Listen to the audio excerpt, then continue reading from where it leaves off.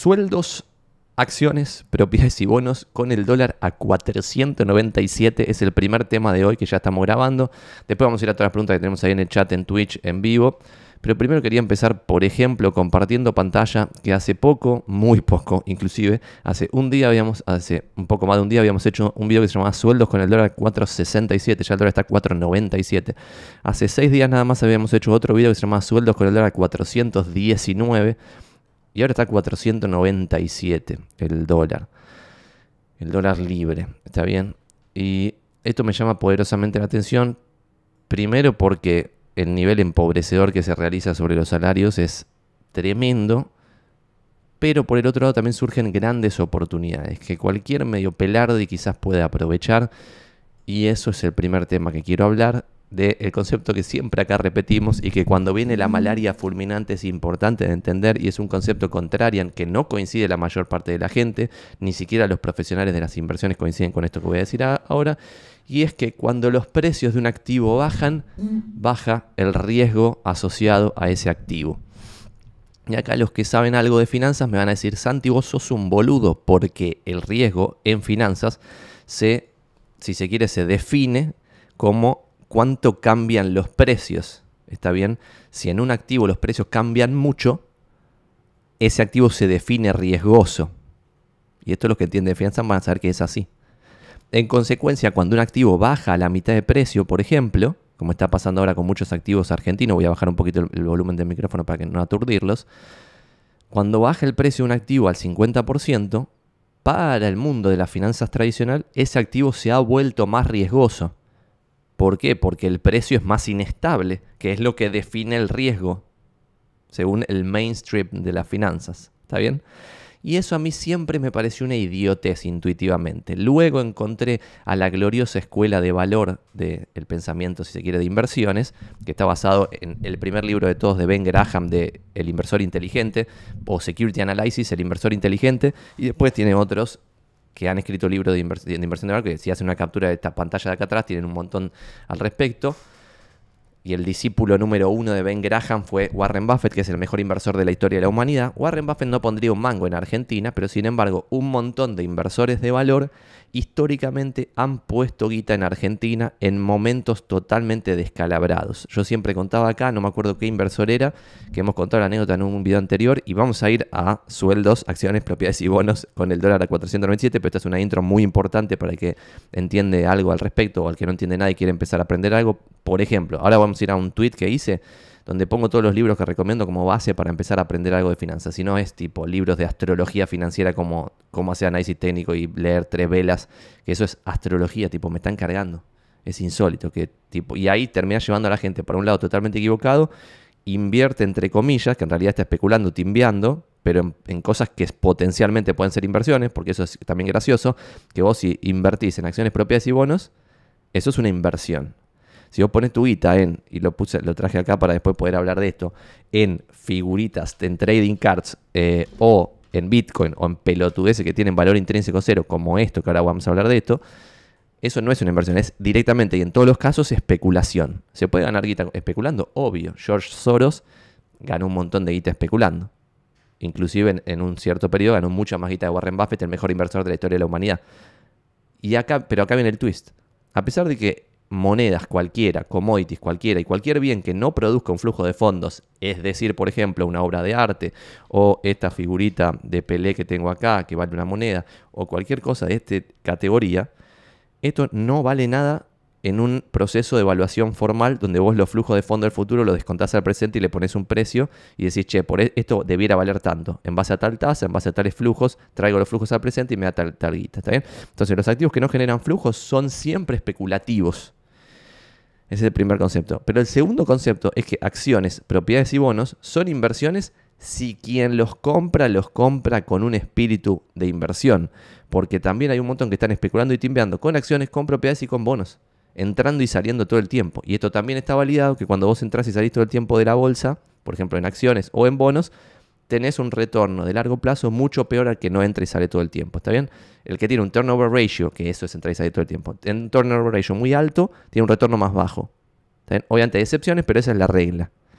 Y esto también es sorprendente. La regla es que cuando vos compras algo más barato tiende a rendir más. Cuando vos compras algo chiquito tiende a rendir algo más grande. ¿Está bien? ¿Por qué? Por razones obvias. Después si buscas la razón. Por ejemplo, si vos sos Warren Buffett y al principio de los tiempos tenías 10 palos verdes para invertir, obviamente podías encontrar oportunidades mucho menos analizadas. O sea, podías analizar una empresa que quizás tenía 2 analistas nada más. Entonces competías con un pibito de JP Morgan que recién empezó, con un pibito de Charles Schwab que recién empezó y vos. ¿Está bien? Entonces ahí podías tener un edge, podías tener una ventaja en ese análisis. Pero cuando vos ya tenés 10.000 millones de dólares, para empezar en un montón de empresas ni siquiera puedes invertir. ¿Por qué? Porque no te da el capital. O sea, ni comprando la empresa entera te va a dar un retorno que para vos valga la pena. Y lo mismo pasa en propiedades bajado al mercado de Buenos Aires. Y no se me aburran, vamos a ir al tema del dólar 4.97, pero estoy dando una intro que me creo que agrega mucho valor. En consecuencia, vos en propiedades, por ejemplo, ayer estábamos hablando acá de que en Moreno, Merlo, en lugares así, hacen loteos donde compran un lote 50 lucas y salen a vender los pedacitos 6 lucas. Y eso tiene un retorno de más del 100%. Bruto. Después hay que sacarle comisiones, impuestos y bla, bla, bla. Y el laburo de un montón de tiempo y el mantener el lote todo el tiempo que tarde en generarse ese loteo. Pero ese negocio de 50 lucas, transformarlo en 100 quizás, o en 100 algo, es un negocio que no todos pueden hacer. Porque si vos empezás a ganar guita de verdad, tu tiempo tiene un valor también. Y lo mismo en Airbnb. Yo sigo en TikTok, por ejemplo, un pibito que es repujante, ya le vamos a hacer una publicidad en algún momento, que tiene, no sé, 18, 19, 20 años, es un recontra pendejo, y ya compró 2 propiedades y las tiene en Airbnb. El pibe, no sé, tiene una propiedad de 40 lucas que le deja $4.000 por año. Bruto, no sé, después le resta cosas, bla, bla, bla, le queda un poco menos, pero ese negocio no lo puede hacer alguien de 35 años que ya gana guita en serio. ¿Por qué? Porque por esas 4 lucas al año no vale la pena ni que dedique 2 minutos de su tiempo, ¿está bien? Entonces ya pierde la oportunidad de ese real estate con más de 10% de renta anual, que el pibito, que su tiempo vale barato por ahora, y es obvio que ese pibe en particular va a ser millonario en el futuro, por lo tanto no va a poder hacer ni siquiera él mismo ese negocio 10 años en el futuro. En consecuencia se te va achicando el universo de potenciales inversiones. Por eso el retorno de inversiones más chiquitas, o sea, en empresas más chiquitas y propiedades más chiquitas es más alto que en propiedades más grandes o en empresas más grandes. ¿Está bien? Esa es la intro general. Vamos a hablar primero de sueldos y voy a poner muy brevemente el comienzo del video de ayer o anteayer, que el dólar estaba a 4.67, para tomar 2 o 3 números y vamos a conectarlo con lo que yo hice ayer.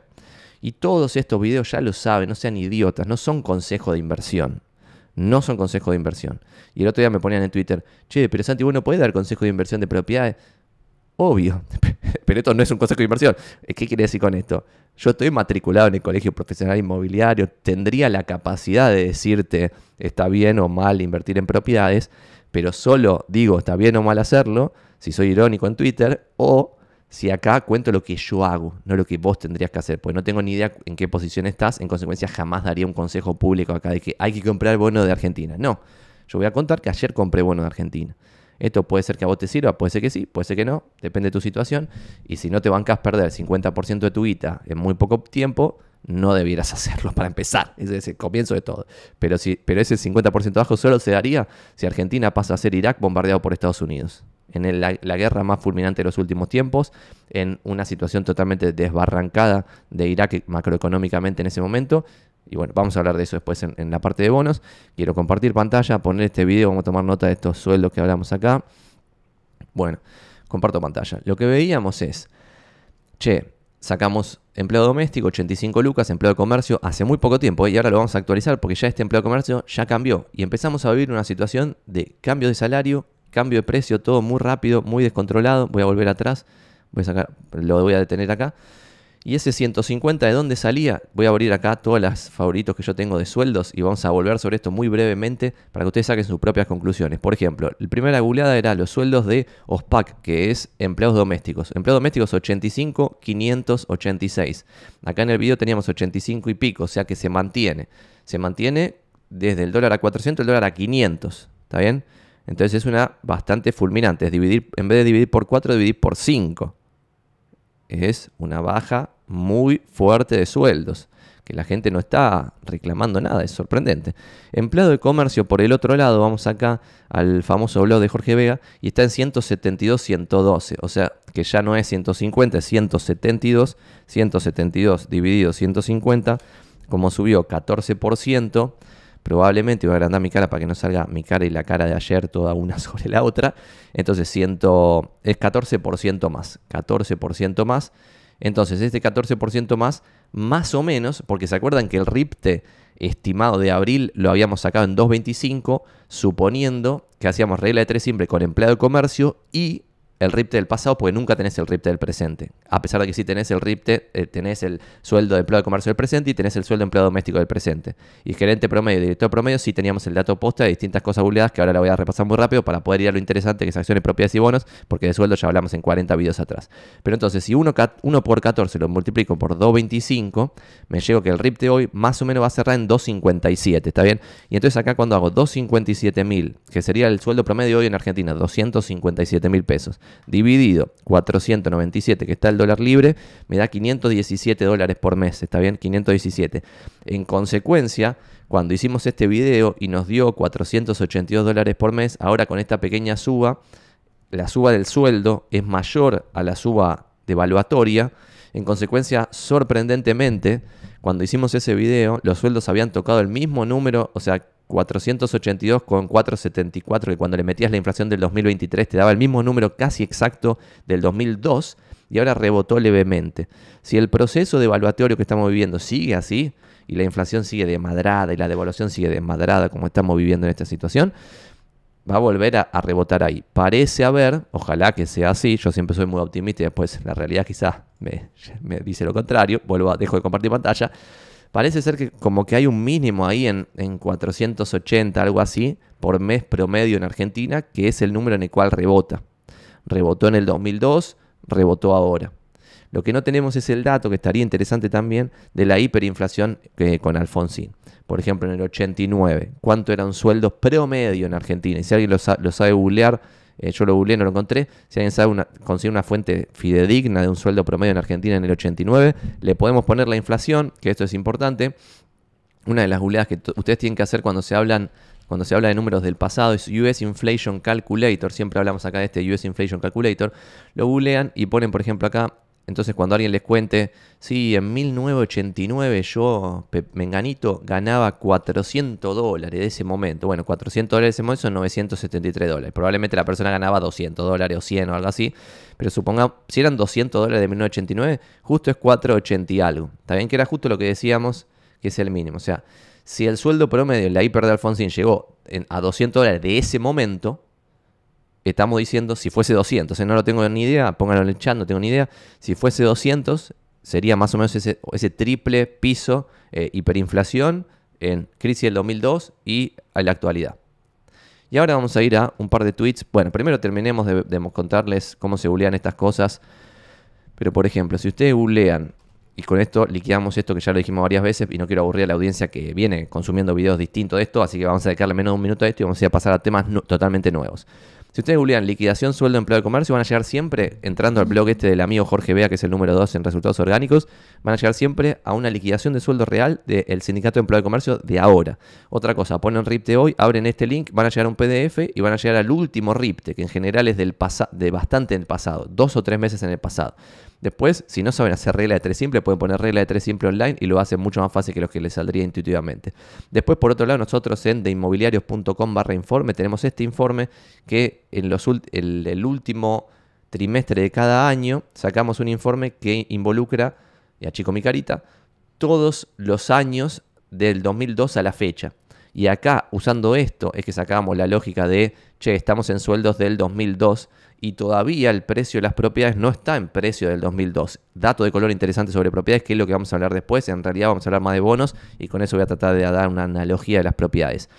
Ayer también escuchaba acá en la oficina que se decía, sí, porque yo a los clientes a veces les digo que estamos en precio del 2010.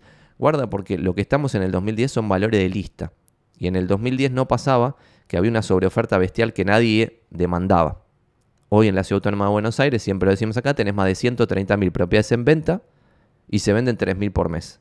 Más o menos, ahora un poco menos, 2.500. Pero se venden 2.500 sobre 130.000 publicadas. En el 2010, lo que estaba publicado en una autorización de venta, más o menos la mitad rotaba, que es el promedio histórico. Entonces ahí tenés un mercado normal. El valor de lista dice algo con respecto a los precios. En cambio, si vos estás en un mercado donde tenés publicado 130 y pico mil propiedades y se venden solamente 2.500 o 3.000, lo que está en los valores de lista es basura. Y esa basura está a valores del 2010. Cuando yo saqué precio de cierre contra precio de cierre deflactado, es decir, sacándole la inflación en dólares, estamos en precio de cierre en las propiedades, en promedio en Capital Federal, en valores del 2004.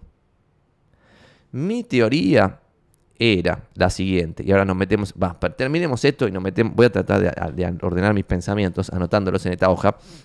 Después tenemos que hablar de qué va a pasar con el metro cuadrado, qué va a pasar con el metro cuadrado. Porque hace muy poco yo decía, están cambiando de tendencia todas las variables. Por ejemplo, esta cosa de que hace 5 años una propiedad en Buenos Aires rendía menos que un bono del Tesoro estadounidense, que es la inversión libre de riesgo del mundo, es decir, nada puede rendir menos que un bono del Tesoro estadounidense. Por 5 años pasó eso. Ahora había pasado por primera vez en 5 años que una propiedad en Buenos Aires rendía más alquiler de verdad en el mercado real versus precio de cierre real en el mercado real, superaba el bono del Tesoro. Ahora con esta evaluación ya volvimos para abajo. La sobreoferta se había dejado de acumular. Otra señal. Eso sí ha pasado. Bueno, y después vamos a ver otras razones que no me quiero ir del tema. Bueno, terminamos este tema. Si googlean, por ejemplo, encuesta de remuneraciones y beneficios PricewaterhouseCoopers, como lo pongo acá, que PricewaterhouseCoopers se pone PwC, van a llegar a esto que les va a dar el sueldo de un gerente, de un director promedio. Después pueden buscar sueldo de empleado doméstico OSPAC, que esa obra social es OSPACP. Y después pueden googlear Vistage, encuesta de compensaciones, y llegan a otra data actualizada. ¿Está bien? Después tengo esto y usen siempre US Inflation Calculator para sacar precios del pasado al presente. Porque un sesgo muy, muy común que los que somos inmobiliarios lo sabemos de primera mano es que vos te juntás con Doña Rosa y le decís, no, la propiedad vale no sé cuánto, y vos me decís que estamos en precio del 2004, pero mi tía Robertita compró la propiedad tal a $20.000 en el 2004 y no veo ninguna propiedad a ese precio del 2004. Bueno, Doña Rosa y Robertita son dólares deflactados. ¿Qué quiere decir esto? Son dólares del pasado traídos al presente por la inflación en dólares. No, la Argentina no existe. Ahora cuando hablemos de inflación, eso lo anoto como segundo tema, cuando hablemos de inflación, de evaluación y el delirio de las monedas, acá atrás tengo un libro y tengo un cuadro que voy a sacar las dos cosas. Tengo un cuadro con 10 millones de pesos, con 10 billetes de $1 millón de pesos para demostrar que la moneda no vale nada y te pueden cagar en cualquier momento. Y lo mismo con la cripto, despiértense. Ay, Dios mío. Y después la inflación, para hablar también, tengo acá un libro que está bueno y lo podemos ver. Y después hablamos de qué va a pasar con el metro cuadrado. Ahora vamos a ir a lo que hice el día de ayer para ver si a alguien le copa este delirio que hice ayer. De vuelta, esto no es un consejo. Es momento de comprar bonos, es momento de comprar acciones, es momento de comprar propiedades. No, la verdad que no tengo ni la más pálida idea, y menos sin saber tu situación en particular, claramente. Pero lo que sí voy a contar es lo que hice ayer y lo que voy a seguir haciendo si esto se sigue desmadrando. Y hay 2 o 3 cosas importantes a destacar. No solo el desmadre, sino otras cosas. No solo el desmadre. En consecuencia, vamos a ver, por ejemplo, un bono para explicar 2 o 3 cositas interesantes. Y después empezamos a leer las preguntas y la interacción que hay acá en el chat, pues se me está desmadrando también que no estoy leyendo. Como veo el programa, veo que se viene una hiperinflación y con eso el mercado inmobiliario va a seguir, dice ahí Pedro P. Después Sebastián dice, los CDR son una locura, voy arriba 45% y en pesos y en dólares habré levantado $7, bla, bla, bla, dice Sebas. Marcelo Tincani dice, buen día Maxi de Robertis. ¿Hasta cuándo puede seguir cayendo el precio de las propiedades? Pregunta Juan Commander. Esta es buenísima. Y vamos a agarrar la de Juan Commander como esa pregunta literal para después responderla. La voy a pintar acá. Pero primero quería contar lo que hice ayer con lo de los bonos. Para que sirva la analogía de acciones, propiedades y bonos, que son inversiones serias, que generan flujo de fondo, que se pueden evaluar, que alguien puede hacer un Excel y tiene algo de sentido evaluarlo. Y después sacan su propia conclusión. Nada es consejo de inversión, no sean boludos, lo decimos siempre. Y vamos a empezar con esto. Comparto pantalla. Si quieren, podemos ir a algo de Twitter, twitter.com, y vamos a analizar algo acá que está bueno. Comparto, ya ven, ¿no? Sí, se ve perfecto. Yo ponía acá, bueno, dato de color interesante. Después, hace poco me pusieron, ¿por qué no explicás un poquito algunos tweets que no se entienden un choto lo que estás tuiteando? Bueno, lo podemos hacer en breve, pero lo que les quería contar era esto. Vamos a usar este tweet para comenzar a hablar de un poco dónde está el contexto. ¿Está bien? El tweet decía, no doy consejo de inversión, no le pregunten a su peluquero si necesitan un corte de pelo. Esta frase es muy importante. La gente le pregunta a alguien que vive de vender acciones si le conviene comprar acciones. Es como, ¿me está cargando, campeón? La gente le pregunta a gente que vive de vender propiedades si le conviene comprar propiedades. Vos me estás cargando. Yo hago un esfuerzo consciente siempre por decir la posta, y por eso el eslogan creo que en mis redes sociales es el único inmobiliario que te canta la posta, pero sin embargo soy inmobiliario. No debieran preguntarme a mí si les conviene o no a ustedes comprar propiedades, ¿está bien? Entonces, dicho eso, fíjense quién es el mensajero porque siempre es muy importante. Dicho eso, hice un reconto, ayer se me cagaban de risa acá en la oficina, de cuándo compré y cuándo vendí bonos en el año pasado y este año. Y fue así, el 27 de julio del 2022 compré a L30 a 17,57 por bono. Ahora vamos a explicar un grafiquito que creo que lo compartí, perfecto. El 22 del 7 compré más a L30 a 17,32 y el 30 del 9, 2 meses después, compré más a L30 a 18,26. ¿Está bien? El 9 del 1 de enero del 2023 me pagaron 0,25 por bono. 0,25 por bono. Qué dato de color. Ese 0,25 es 0,25 dividido, por ejemplo, el primer precio 17,57. Me pagaron una renta de 1,42%. ¿Está bien? Muy digna. Muy bien. Y después, el 19 del 1, después de cobrar esa pequeña rentita del bono, el interés, vendí parte de mis L30 en pesos. Por lo tanto, el monto en pesos no sé ni qué garcha equivalía. Por eso me fijé cuánto estaba la paridad. Y la paridad estaba 30 ese día. 30. Fíjese que acá compré a 17,57, acá estaba 30. Después, el 10 de febrero del 2023, vendí parte de mis AL30 en pesos a 29 de paridad. Y en marzo vendí a 27 de paridad. Es decir, enero, febrero y marzo viví de los bonos, porque era lo que más me parecía que había que vender. Hoy, 25 de abril, es decir, ayer del 2023, recompré a L30 a 19,75 por bono. Argentina, punto. Y otro párrafo dice, y esto es lo que vamos a explicar acá, la reestructuración post-default más picante de la historia argentina fue 75% de quita en toda la historia argentina. Bueno, ya lo decía la frase, lo dije antes. Mientras tanto, Irak, mientras estaba siendo bombardeado por Estados Unidos, llevó a cabo la peor quita de toda la historia de la humanidad de todos los países, con un 90% de achure. No lo hagan en sus casas, no traten de timear al mercado, no sean idiotas. ¿Por qué? Porque timear al mercado está muy mal. Pero sin embargo, lo que yo digo acá, y que vamos a abrir este gráfico para explicar qué carajo Santi quiere decir con esto de, che, no quiere timear al mercado, pero se la pasa, entra y sale de cosas, me está cargando, me parece una joda. Es verdad, parece una joda. Pero yo no trato de timear al mercado. Yo no estoy diciendo que las propiedades van a subir. Estoy diciendo estoy comprando propiedades porque están baratas. Yo no digo los bonos van a subir.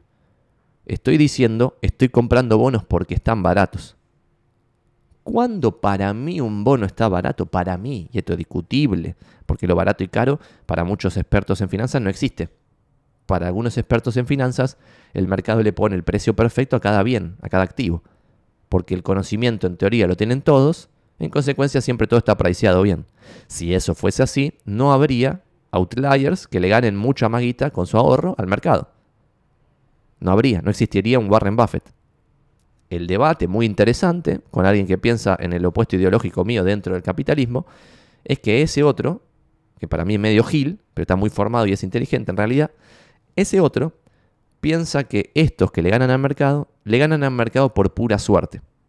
Hay un paper que es muy interesante, que se llama, lo podemos googlear acá, Super Investors of Graham and Dossville, y pueden buscar acá el PDF, acá si entran en Columbia lo van a poder leer con alegría.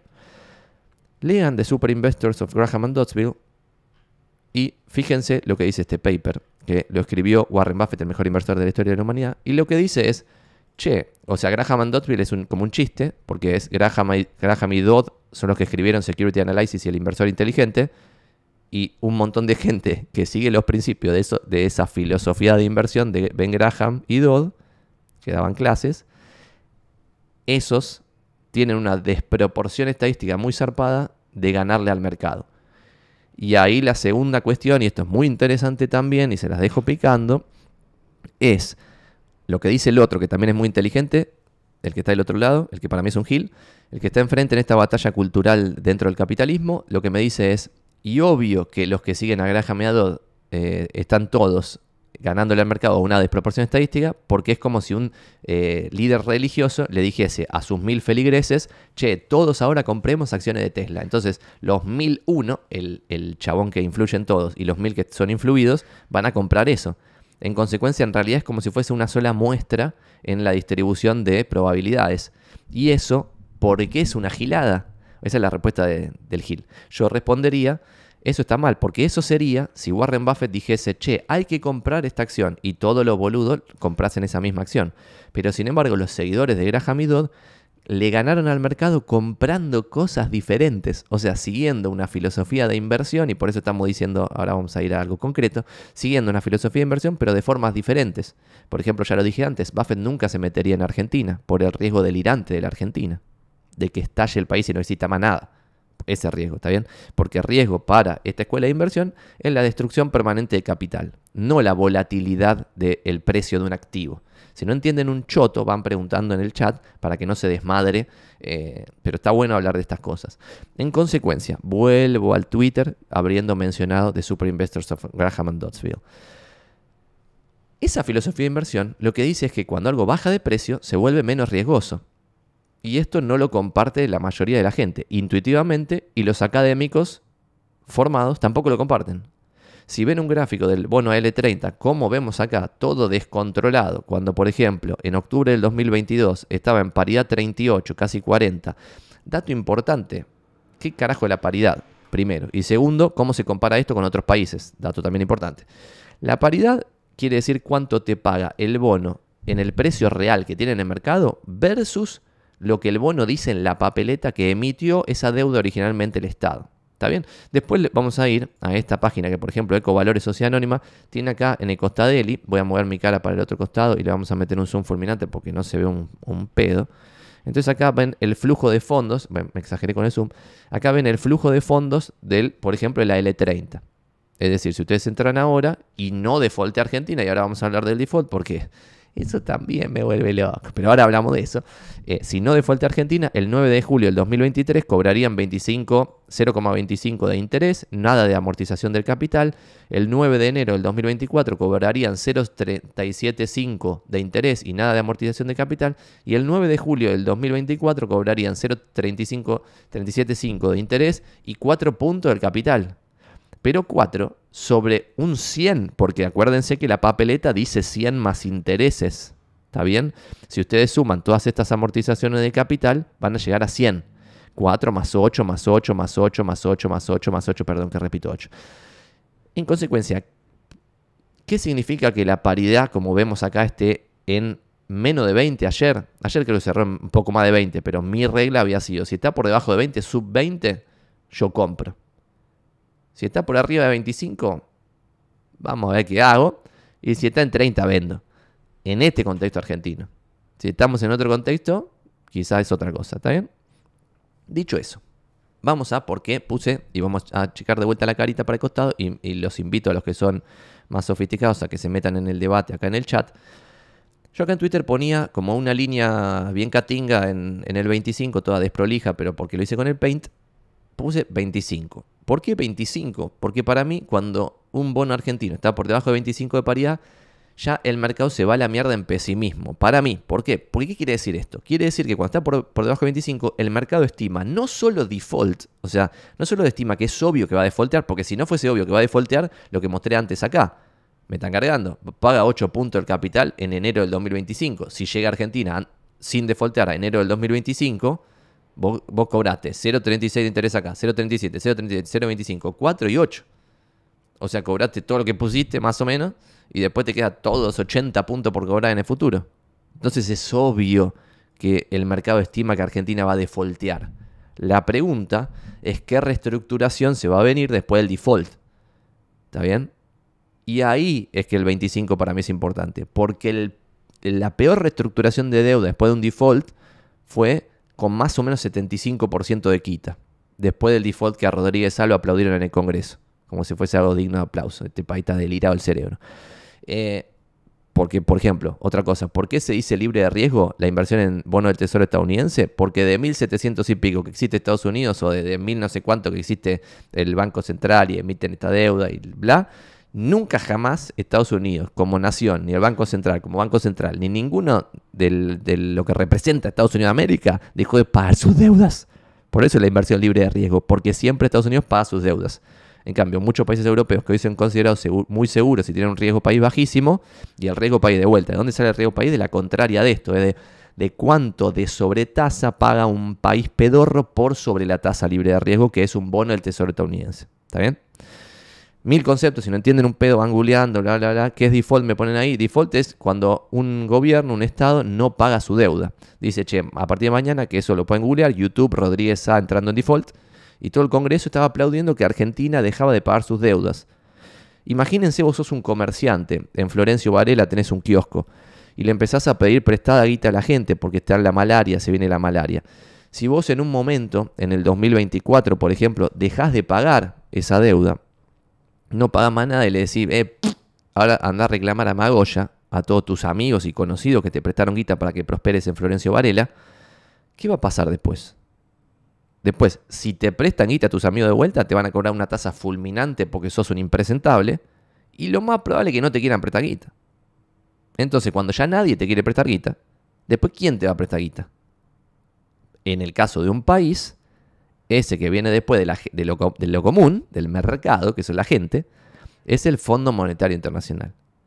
Y entonces acá hay un tema que se debate el delirio acá en Argentina, que es, no sé, ponerle la izquierda odia al Fondo Monetario Internacional, pero ¿por qué el Fondo Monetario Internacional se mete en los asuntos del país y le quita, entre comillas, soberanía al país? Porque es el prestamista de último recurso. Y eso solo te pasa si sos impresentable. Lo mismo que al comerciante de Florencio Varela. Si no paga sus deudas, ya está. Va a ir camino a la desgracia siempre. Entonces, está mal analizado en general las cosas. Pero volviendo a qué podemos hacer nosotros, y algo importante de esto, es, che, yo veo oportunidades por todos lados, pero sin embargo me gustaría no ver oportunidades. Me gustaría que la paridad de los bonos argentinos sea 90%, no 25%, no 19%, no 17% como llegué a comprar. ¿Por qué? Porque esto involucra un nivel de empobrecimiento de toda la sociedad zarpado. Porque hay un montón de cosas que no se entienden en absoluto, que es, si el riesgo de hacer negocios en Argentina es tan pero tan alto, el empresario para hacer negocios en Argentina va a pretender una renta ridiculísimamente alta. Entonces un montón de negocios que se podrían hacer con un riesgo más bajo no se van a hacer porque no son rentables, porque no justifican el riesgo argentino. Entonces, si vos generás confianza, bajás el riesgo argentino, en el largo plazo se van a generar un montón de negocios que hoy no existen. Recién un amigo me mandaba que está en Santiago de Chile y el combo en McDonald's vale 3-4 veces más que acá. Entonces, estamos aniquilados. Bueno, en todo sentido. Volviendo a lo de los bonos. 25, ¿por qué lo marco acá como paridad? Porque la peor quita después de una reestructuración de deuda, después de un default, fue más o menos 75% de quita. 2 o 3 cosas que siempre omito acá. Y otra cosa, lo ponía en el tweet. La peor quita de cualquier deuda de cualquier país fue Irak, bombardeado por Estados Unidos, 90% off. En consecuencia, si vos comprás acá un bono a 20 de paridad, Argentina entra en default antes de que te paguen siquiera el 9 de julio esos 25 céntimos de interés. Antes ni hablar del 0,35-0,37 de acá. Y antes ni hablar de julio del 2024, que en realidad no falta nada, falta un año, que te van a pagar 4,37,5 entre interés y amortización. Argentina entra en default antes de todo eso. La pregunta es, che, después de ese default, ¿cómo va a ser la quita? ¿Y por qué cosa te van a cambiar el bono que ahora no vale un pedo? Entonces, lo que yo digo es, che, estaría bueno marcar cuál es la peor quita de la historia. Y acá hay 2 intríngulis que en general este optimismo que yo demuestro en Twitter no están explicados. 1, a vos te pueden reestructurar y dar en vez de plata nuevos bonos. Que al principio, como Argentina se va a sacar de encima, ponele 75% de su deuda porque va a reestructurar 75% off, ahí ya no va a tener problemas porque se sacó 75% de la deuda. En consecuencia ahí va a cotizar a paridad muy muy alta esos bonos. ¿Está bien?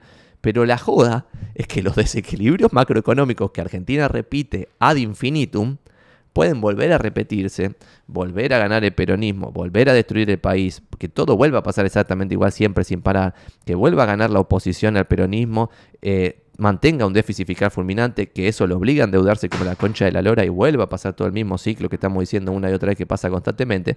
Bueno, eso se resume en que en 10 años en el futuro quizás vuelve a estar el nuevo bono, otra vez reperfilado, otra vez tipo reestructurado, después de un nuevo default 10 años en el futuro. Entonces ahí lo que dicen los que son muy pesimistas es, todo bien, esta boludez que dice Santi, 75% de quita, lo que sea, pero después otra vez te vuelven a hacer lo mismo, y después te vuelven a hacer lo mismo, y después te vuelven a hacer lo mismo. Entonces, esto no es una inversión, como sí puede ser en una acción en una empresa para mantener 40 años sin salir nunca. Pero sí se puede saber cuando este bono está barato, que para mí es menos de 25, pero es discutible, pues puede ser menos de 20 si vos estimás. Ah, y la segunda cosa que me olvidé decir antes. La primera es eso, es el reperfilamiento eterno. En consecuencia, la destrucción de capital constante. ¿Está bien? La desgracia. Pero segundo, me lo olvidé. ¿Qué carajo iba a decir? Lo del 20-25. Bueno, me lo olvidé. Pero había un segundo tema que también era como algo que no suelo mencionar, porque estaba diciendo lo del 25, lo del 20. Ah, sí, lo de la crisis del 2002.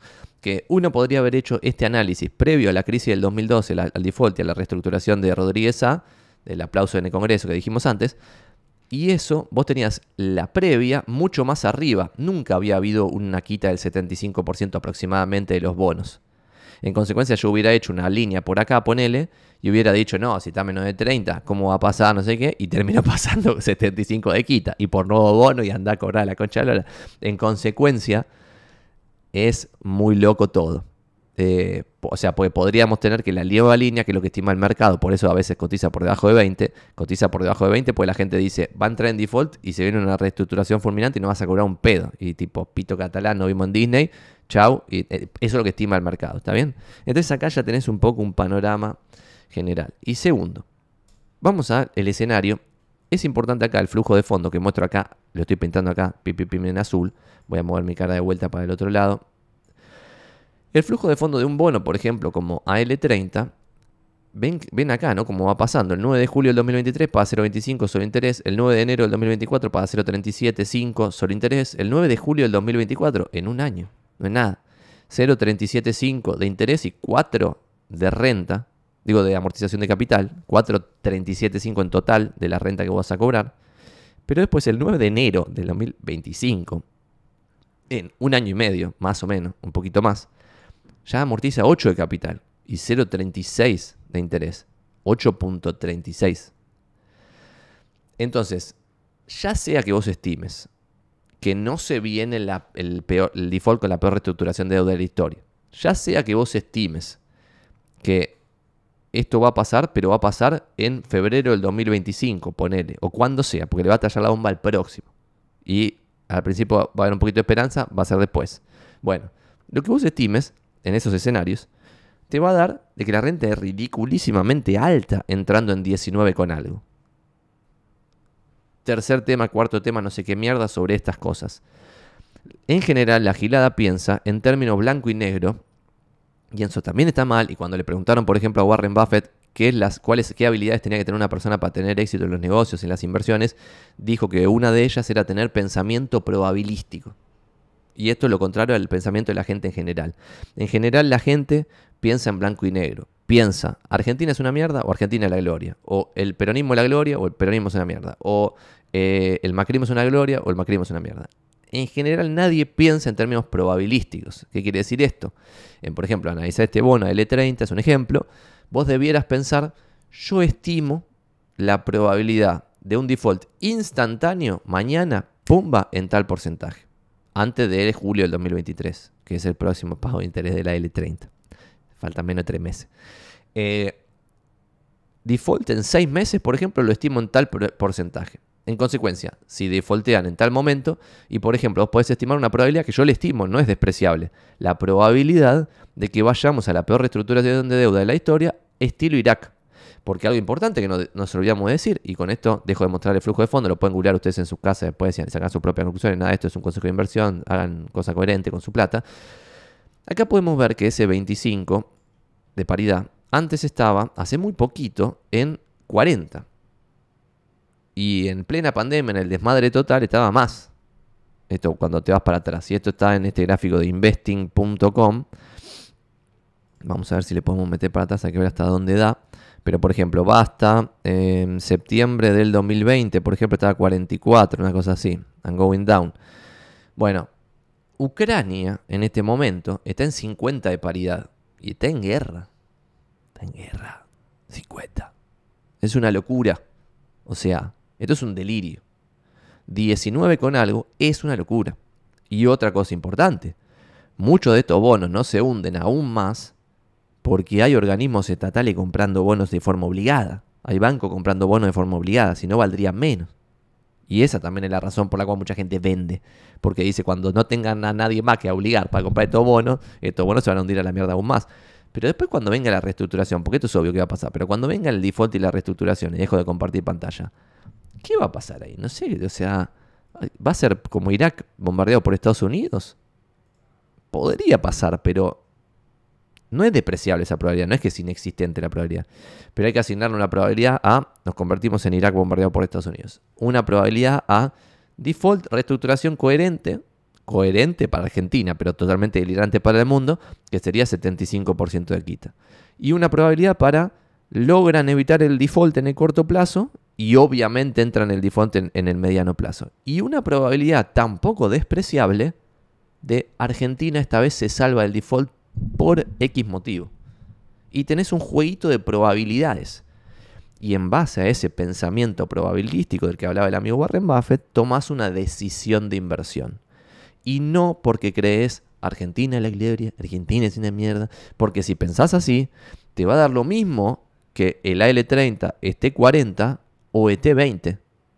Y cuando los bonos argentinos estaban tipo 80 de paridad, estaba toda la clase media comprando bonos argentinos. Esto es real, ¿eh? Y yo me acuerdo en el laburo, que yo laburaba en relación de dependencia, se hablaba de comprar bonos. Imagínense ahora, en un laburo en relación de dependencia de clase media, que alguien esté hablando de comprar bonos de Argentina, le pigan 3 tiros ahí en el momento, le dicen, vos estás loco de la cabeza, ¿qué te tenés en el cerebro? Y nadie va a estar analizando que se puede entrar a 17 con algo como entré el año pasado. 17.57. 17.57. O sea, ponerle que es una locura total. No, bueno, en fin, o sea, lo que quería decir, y voy a tratar de no repetir todas esas palabras nefastas de o sea, que me parece nefasto, y lo estoy haciendo. 17.57 por bono, a mí me parece muy barato. Menos de 20 me parece muy barato. Lo mismo que comprar acciones de empresas que ganan guita a price over earnings de menos de 10. Me parece muy barato. Price over earnings de menos de 5 en Argentina, que hay empresas, me parece muy barato. Price over earnings es el precio, en la comparación del precio con las ganancias. Si usted es una empresa que tiene un price over earnings de 10, quiere decir que le gana un palo y vale 10 palos la empresa. En teoría, en 10 años recupera la inversión, pero las cosas así no funcionan, ¿está bien? Funcionan de otra forma. Vamos a ir a las preguntas y vamos a... habíamos escrito cosas, ¿eh? Lo que iba a pasar con el metro cuadrado, habíamos dicho de responder lo de Commander, que no sé dónde mierda, se me desmadró. Ya están hablando de cualquier tema acá. Vamos todavía Angry Donut, que se suscribió al canal, me vuelvo loco. Después yo esa guita la dono, así que no piensen que voy a irme de joda con la plata de las boludeces estas. Estoy tratando de buscar la pregunta del amigo Juan Commander, que había mandado una buena pregunta del precio de las propiedades y ya se me perdió. Si la pueden hacer de vuelta, si no... Si la copian, ¿alguien la podrá poner de vuelta? ¿Cuál es la pregunta? Santi, ¿tiene cripto? ¿Qué opinan? Santi, ¿tenés cripto? ¿Qué opinas? Opino que es timba. En vez de tener cripto me divierte más tener, por ejemplo, figurita de mundial. Entonces tengo, por ejemplo, esta figurita de Pelé, que es un activo especulativo que tiene valor intrínseco 0, pero me divierte. Después, por ejemplo, saqué un par para tengo a Dybala, solamente porque lo compré más barato de lo que vale la certificación de la carta. En consecuencia, creo que tarde o temprano va a valer más. Tengo, por ejemplo, al mío Keylor Navas, porque siempre fui fanático de Costa Rica y también la pude comprar por debajo del costo de la certificación de la cartita. Y después tengo algunos Messis y tengo otros ahí atrás, pero que no sé si va a dar la cámara para mostrarlos. Entonces me gusta timbear en esto. Dicho eso, tengo algunas cripto, solamente muy poquitas, porque cuando algún proveedor, cliente me debe plata, yo le debo plata, bla, bla, bla, y el otro es medio bolas tristes y está en el mundo cripto, me dice, che, te debo $50, bueno, pasame los $50 en la garcha esta, no sé, ya ni sé ni cómo se llama, pero yo para mí lo doy por perdido, como si valiese 0 literal. Lo mismo que las figuritas, las compro porque me divierten y me parece como que valen 0. A pesar de que cada vez valen más, tanto las cripto que tengo acá en velo como las figuritas estas de mierda. Pero son activos especulativos con valor intrínseco 0. Me da mucha tristeza que la clase media laburante piense que está invirtiendo cuando está comprando cripto, figuritas o obras de arte o pelotudeces semejantes. Inversiones son acciones, propiedades o bonos. Acciones son pedazos de empresas. Si vos comprás Habana en la bolsa, estás siendo dueño de Habana. Sos uno de los dueños de Habana. Esa es la forma de sentirse cuando compras una acción. No pensar que estás timbeando con un papelito que no vale nada, que mañana puede valer más o valer menos. No, sos dueño de Habana.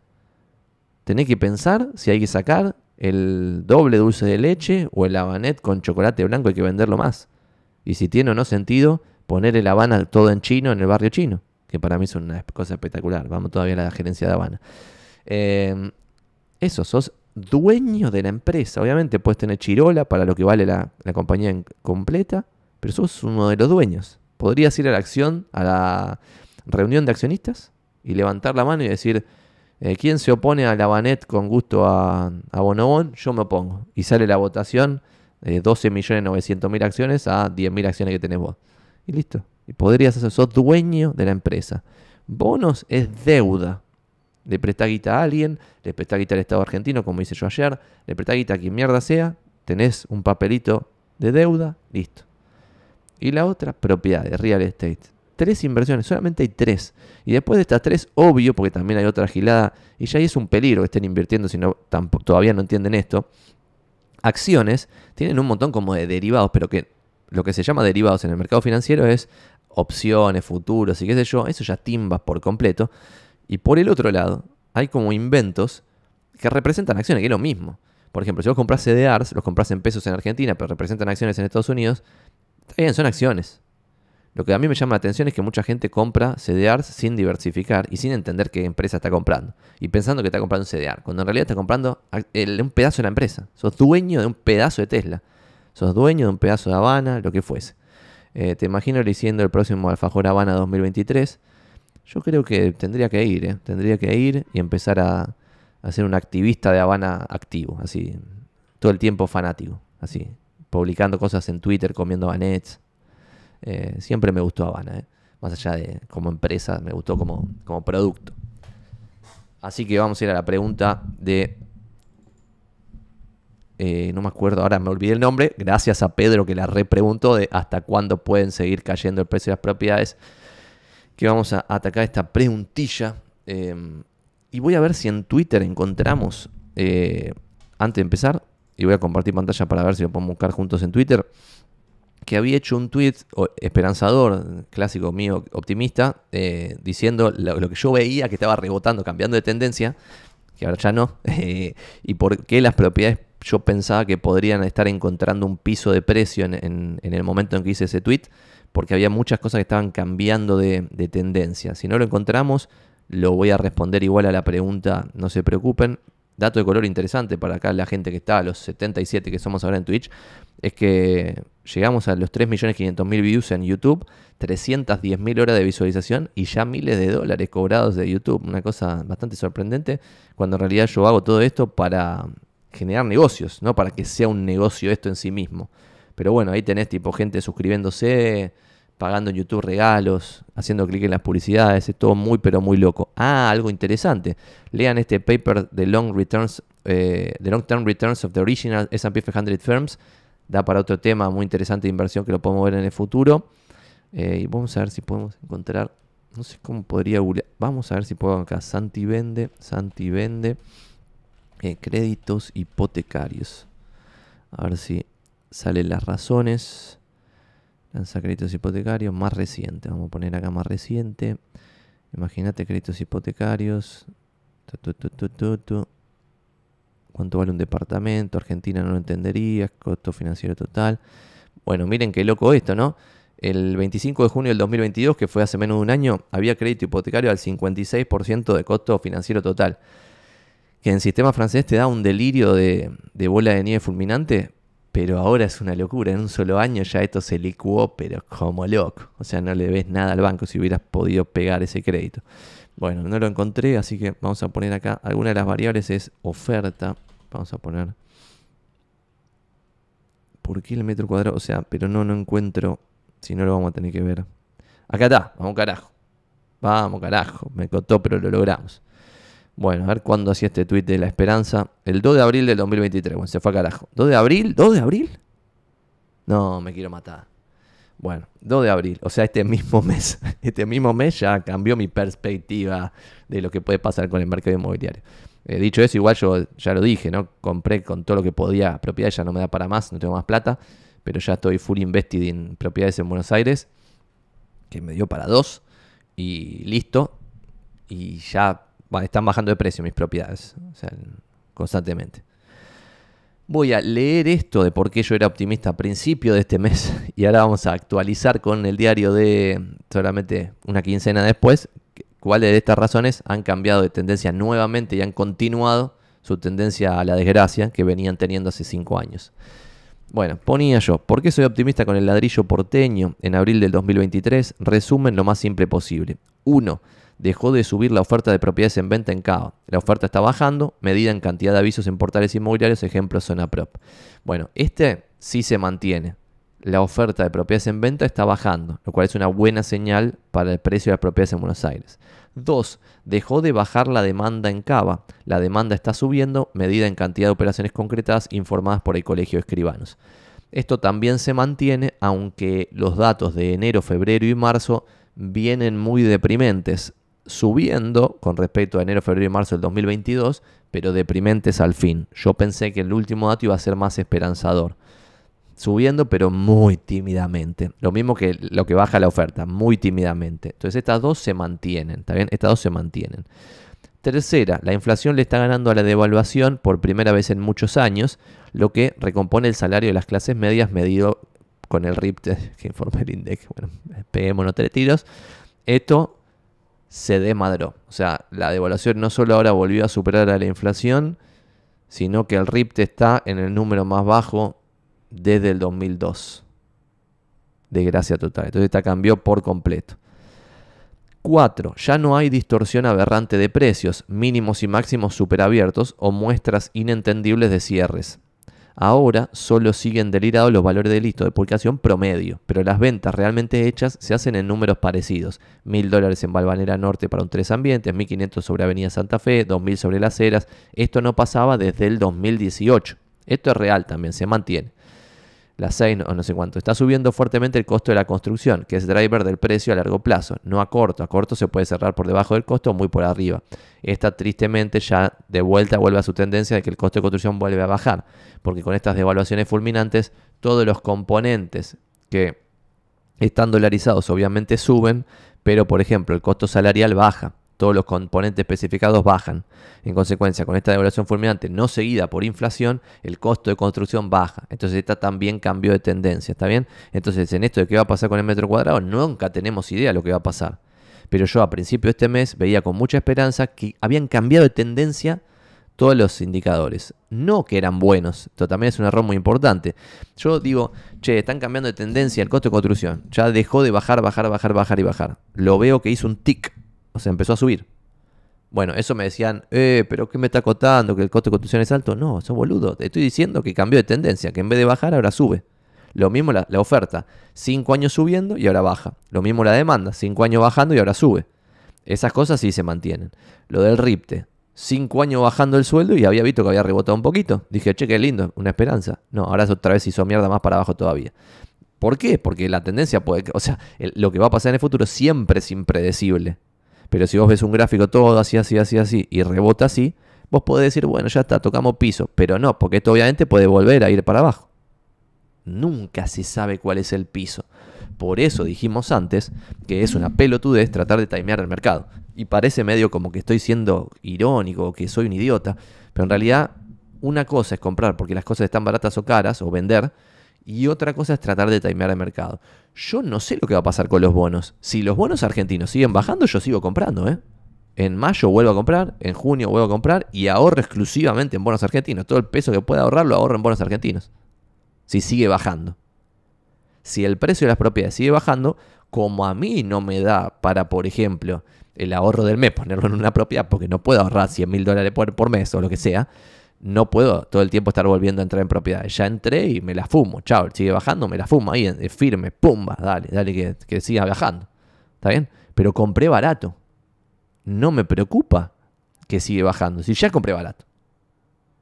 Me preocuparía si yo pensase que vamos directamente a la situación Venezuela, donde el salario mínimo es $1 y estamos en la muerte absoluta. Bueno, ahí ya me preocuparía. O Cuba, pero solamente hay 2 casos en Latinoamérica.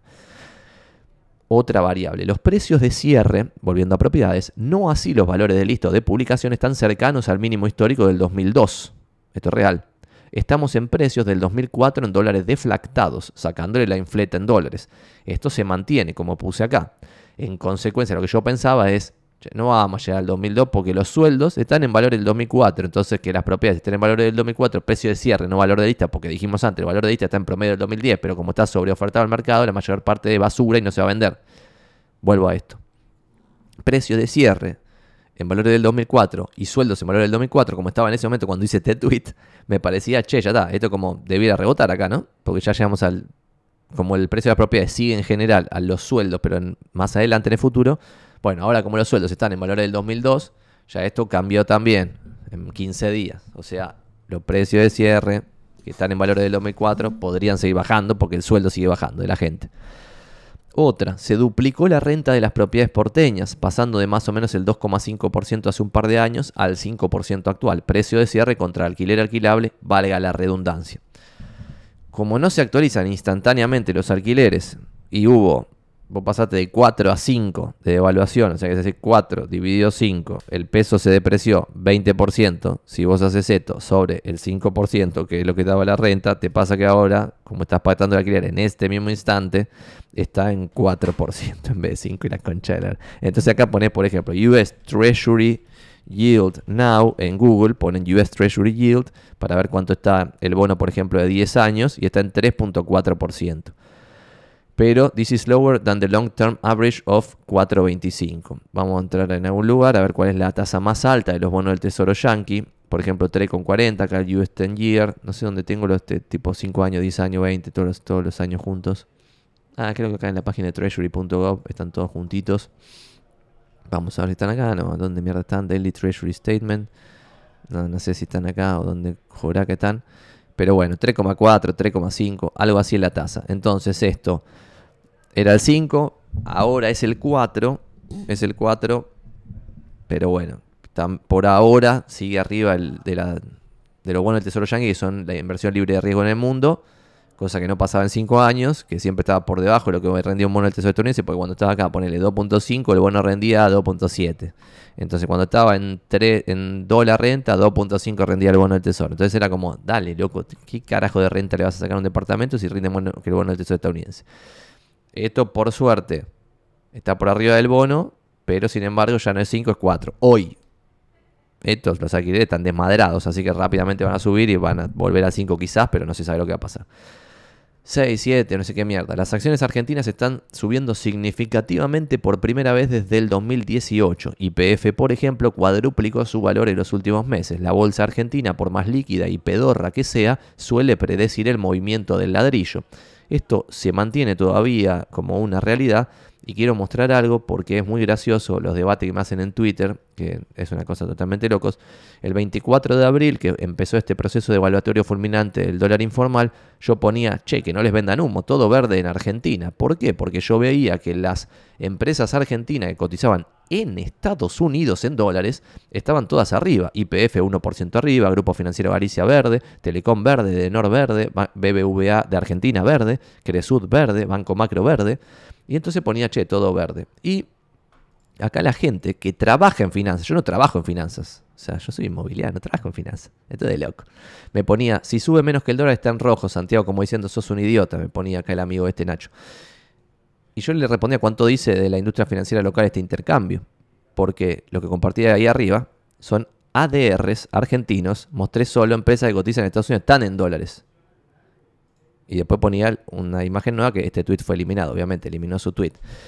Pero, ¿ven lo importante de esto de no preguntarle al peluquero si necesitan un corte de pelo?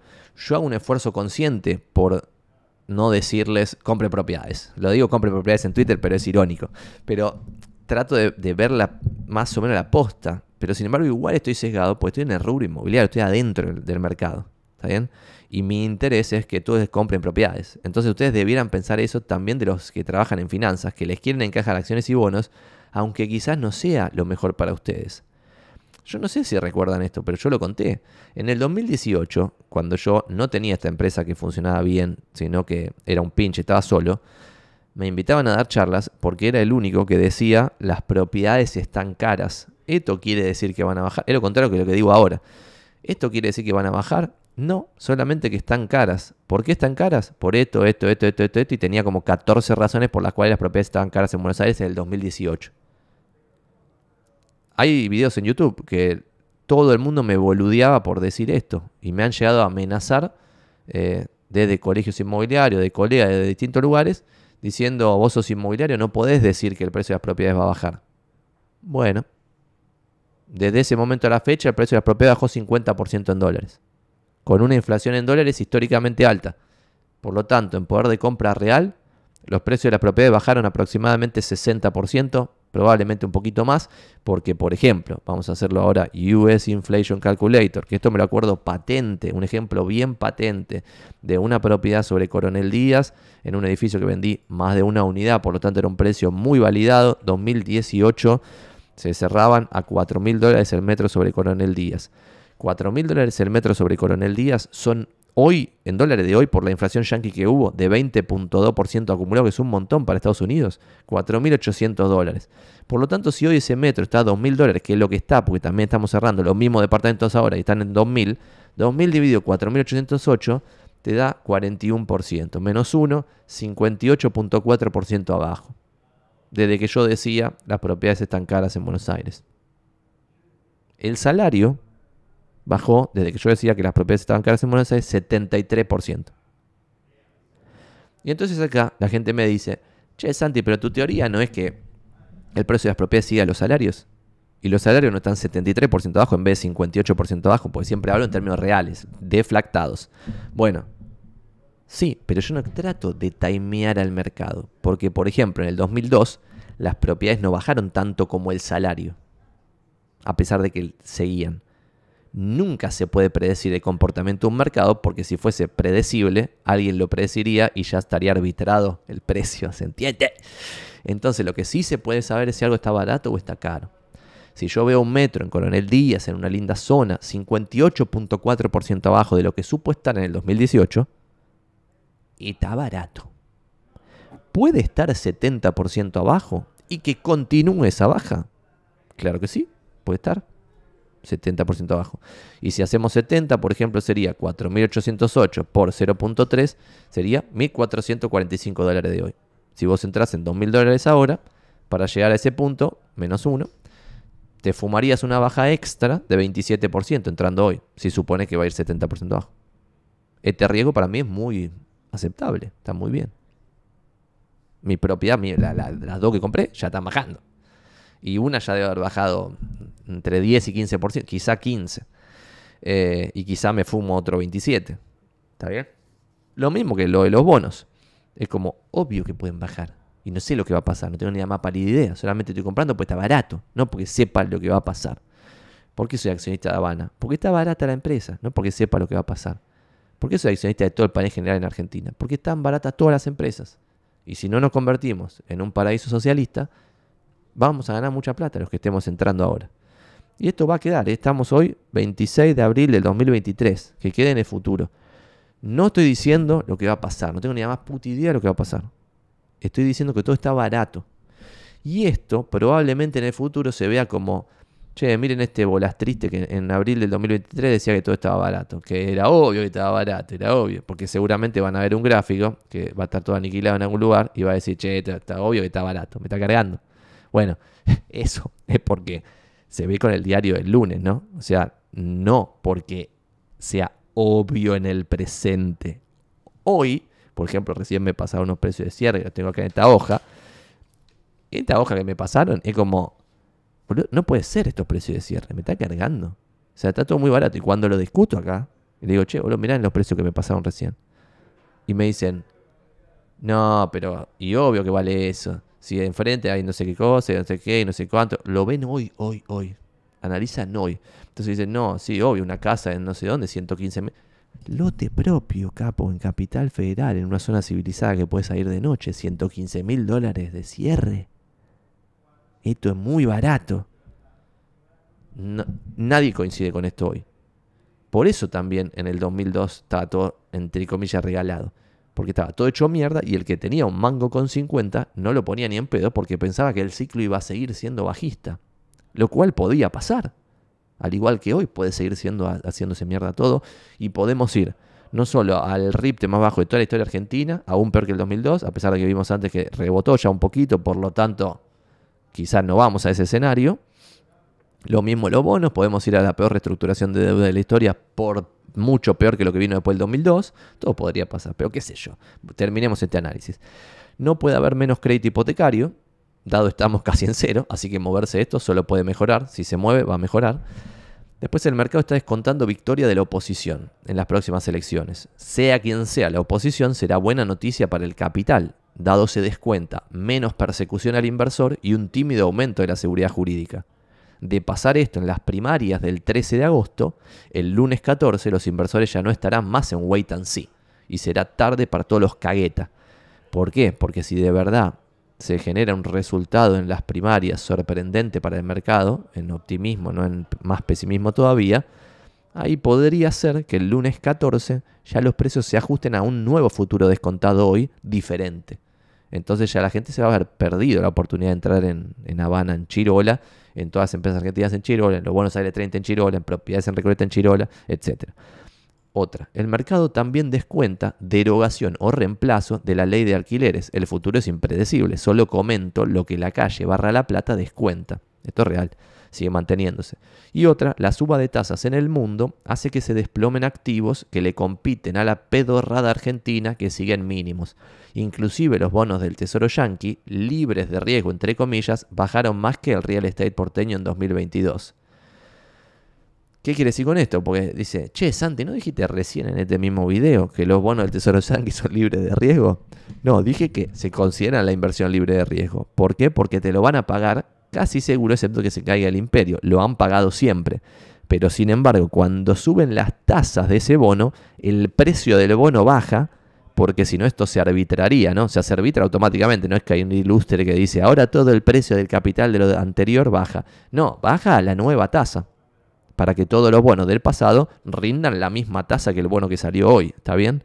En consecuencia, cuando vos tenías un bono, podés esperar a su vencimiento, por ejemplo, si era 10 años en el 2033, pero si lo querés vender ahora, ese bono bajó de precio, porque vos lo compraste cuando la tasa era 2% y ahora la tasa es 3,5% o lo que fuese, ¿está bien? Y llegó a más.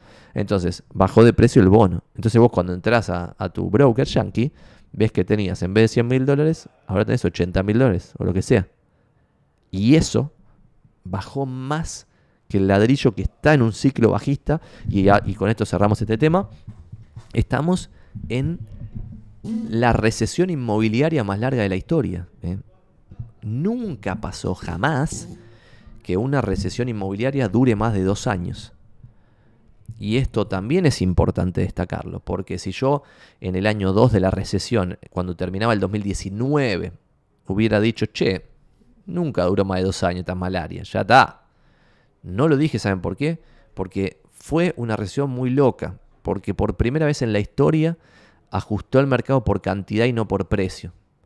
Siempre en la hiper, en el 2002 y en las distintas crisis que hubo en el real estate porteño, el ajuste era por precio. Bajaban los precios, ¡pum!, a la mierda, y se vendía un montón.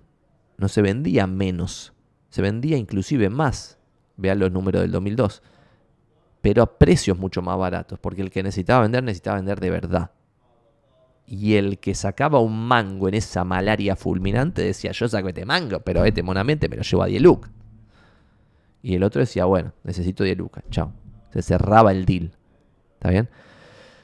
Eso no pasó en el 2018, no pasó en el 2019, vino la pandemia, quilombo, cerrado, prohibido hacer transacciones inmobiliarias, y vamos 5 años. Y yo pensé, che, está bajando la oferta, está subiendo la demanda, estoy viendo señales, todas estas que acabamos de leer, que están cambiando de tendencia, pareciera ser que vamos a la gloria. Bueno, en menos de un mes ya esto cambió y pareciera ser ahora que el ciclo bajista podría continuar, porque todas las variables están dadas para que continúe. Lo que va a pasar en el futuro es totalmente impredecible y acá pasan cosas locas todo el tiempo. O sea, nadie veía venir esta semana específica que el dólar se devalúe 25%, que el peso se devalúe 20-25% en una semana. Nadie la vio venir. Todos pensaban, che, qué loco, la inflación le está ganando la devaluación. Pim. Lo dije yo en algunos videos, que el año pasado nosotros ajustamos salarios 98%, una cosa así, y el dólar se había devaluado 60 y pico por ciento. Por lo tanto, si vos tenías un negocio dolarizado como el nuestro, se te había enchotecido el negocio. Bueno, ahora otra vez volvimos todo para atrás a una tendencia diferente. Igual, no tengo ni la más patida idea de lo que va a pasar. No pregunten lo que va a pasar. Solamente sé y veo que todo está barato. Barato. Lo que va a pasar, no tengo ni la más pálida idea. ¿Qué opinas de empresas de dividendos en CDRs? Perdón, voy a tomar el café Zuli y vamos a leer un poco las preguntas que hay. Yo estoy viendo el metro, un 2 a metro en Villamite de $38.000 y me pelean 500. Bueno. También está en tendencia en Twitter el First Republic, que está demoliéndose en pedazos. Caracas pre-Chávez era similar a lo que hoy es la ciudad autónoma de Buenos Aires. Hay mucha comparación con esto de Venezuela y qué sé yo. En realidad, Argentina en general tristemente se parece a la Argentina del pasado. Eso es lo malo. Todo el tiempo estamos en un ciclo de la desgracia, que obviamente ese ciclo en general tiende a ir después para abajo.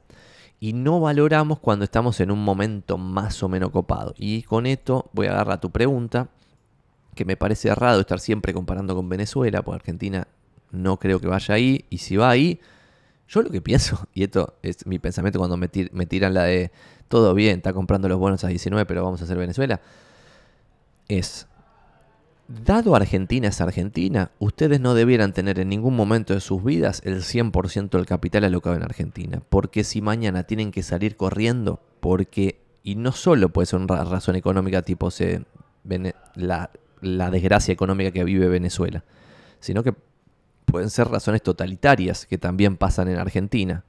No sé. Golpe o cualquier delirio de esto que pasan de vez en cuando. Yo creo que no puede pasar nunca más en la historia eso, en Argentina. Pero Argentina es un delirio. Entonces pone que vos tenés que salir corriendo en algún momento. Si vos tenés que salir corriendo en algún momento, porque esto es Argentina, deberías tener siempre un manguito en algo en el exterior. Un departamentito en Madrid, unas acciones de Estados Unidos, un bono del Tesoro estadounidense, o lo que mierda sea afuera. Por las dudas. ¿Por qué digo esto? Porque si yo me he cruzado con gente que, por ejemplo, está manejando acá un taxi que no es de ellos, venezolanos, por ejemplo, que tienen propiedad. El otro día estaba en un taxi y llaman al chabón, al taxista, y lo llama como un administrador de un edificio cheto en Caracas. Y le dice, está menganito para ver a Sultano, puede pasar, no sé qué, bla. Bueno, y el chabón después me cuenta, le digo, ¿qué onda? ¿Tenés un departamento en Caracas? ¿Te quedó algo ahí por vender? No sé qué. Le digo, yo soy inmobiliario, le saco charlas, porque en general la gente me aburre, pero en este caso era interesante. Entonces, me cuenta un poco, no sé qué, bla, bla, y el chabón se había quedado 5 departamentos que había ido comprando con sangre, sudor y lágrimas. Era exitoso económicamente en Venezuela, todo, bla, bla, y se vio obligado a emigrar. Pero no quiso dejar por 15 lucas cada departamento y irse con chiroleada. Pero la joda es que se fue en cero. Cero. Si esa persona, en vez de tener 5 departamentos en Caracas, hubiera tenido 3 en Caracas, 1 en Madrid y 1 en Buenos Aires, o 2 en Madrid, o bono del Tesoro Yankee y un departamento en Ohio, o lo que mierda sea, hubiera podido ir a Ohio y tener un departamento no pagar renta y bono del Tesoro que le iban a dar renta. Y vivir más o menos coherentemente.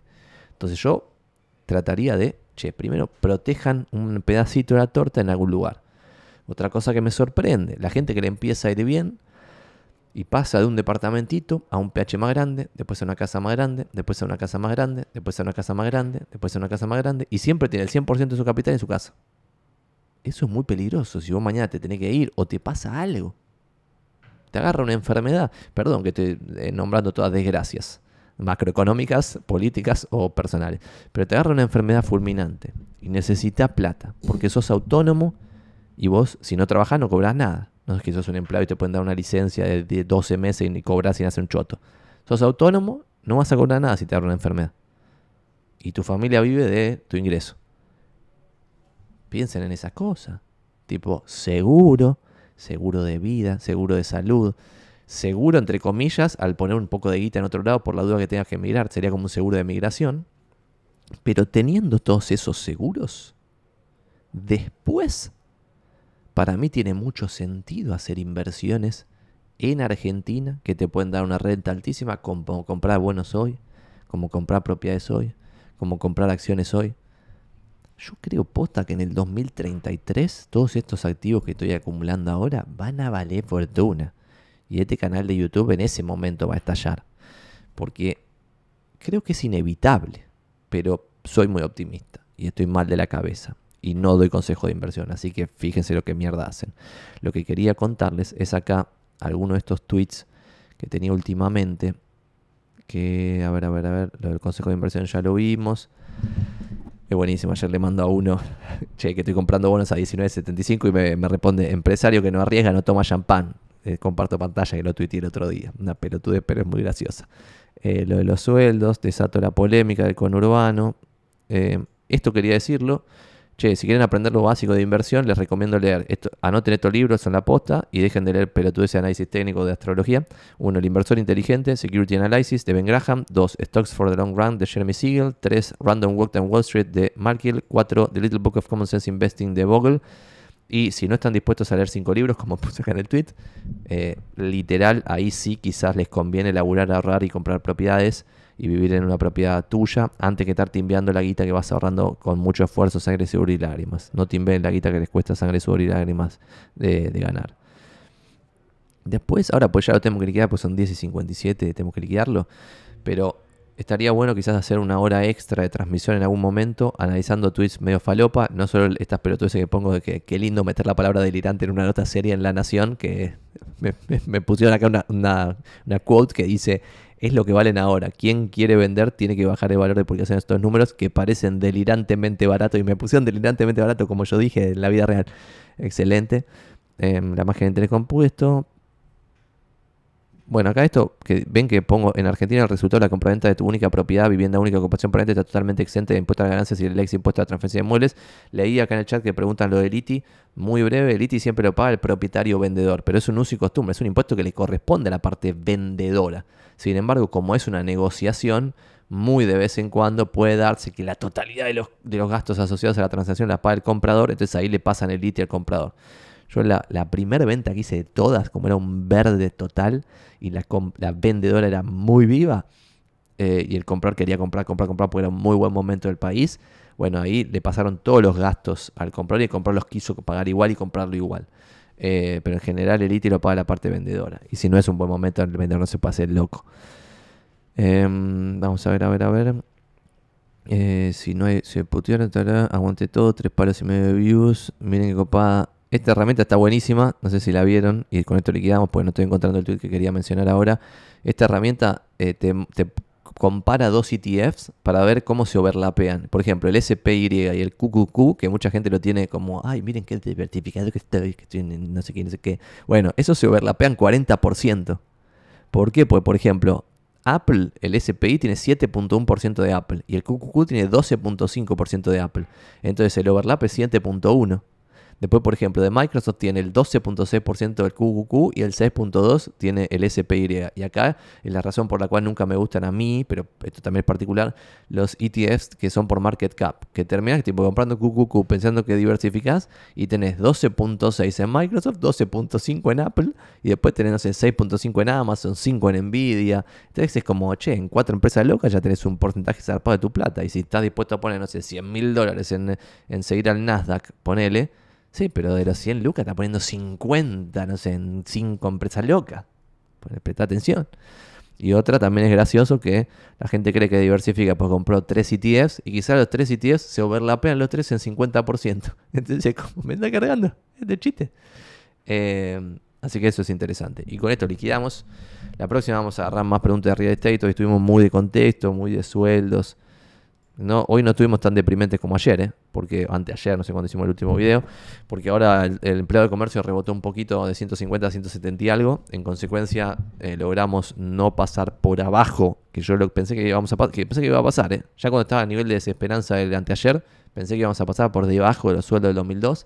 No, estamos ahí, sueldo del 2002. Propiedades valuadas a precio de cierre del 2004. Bonos por debajo del default y la peor reestructuración de deuda de la historia, y acciones no por debajo del 2002, pues por ejemplo los bancos en el 2002 estaban totalmente aniquilados porque obviamente había corralito y quilombo que ahora no estamos viviendo, pero ahora estamos viviendo otro tipo de quilombos que antes no estaban. Y con esto liquidamos. Está todo muy barato. Fíjense lo que hacen. No sean boludos. Y si van a timbear, a mí me parece más divertido timbear en pelotudeces como obra de arte o giladas así, como esta fibrita de Pele querido. Pero no lo hagan porque timba esto. Y no es una inversión. Inviertan como la gente en propiedades, acciones y bonos.